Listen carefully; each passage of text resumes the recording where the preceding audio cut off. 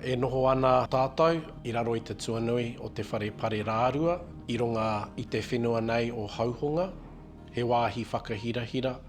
kia mātou nei o Ngāti Rārua. Mai rā no, kua huitahi, kua noho tahi, ngā whānau o Ngāti Rārua I konei,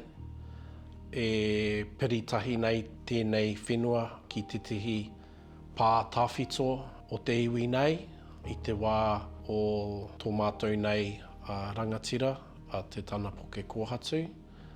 ko Hauhunga, te ingoa. I te tau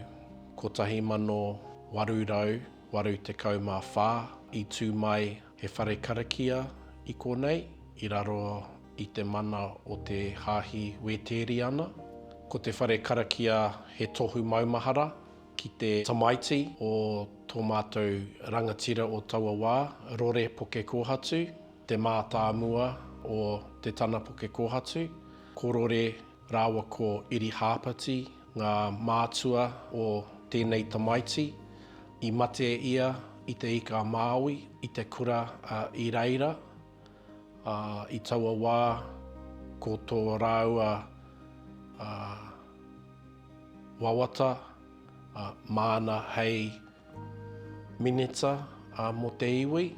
engari I mate ia, o ti rā I tū mai te whare karakia hei tohu maumahara ki aia, ki taua tamaiti. Hei te takiwā o ngā tau ko 1950, ka tawhito haere te whare karakia, tērā pēr ka tare haere te whare nei, me te mimiti haere hoki o te iwi ki te haere ki te tuku karakia I a wiki.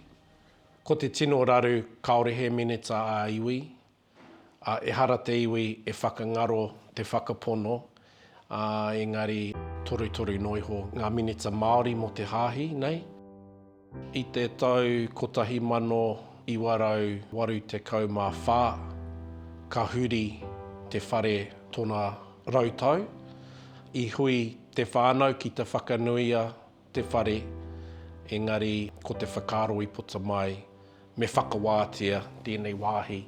hari atu te whare, engari I mea mai ngā kaumātua. Mēnā,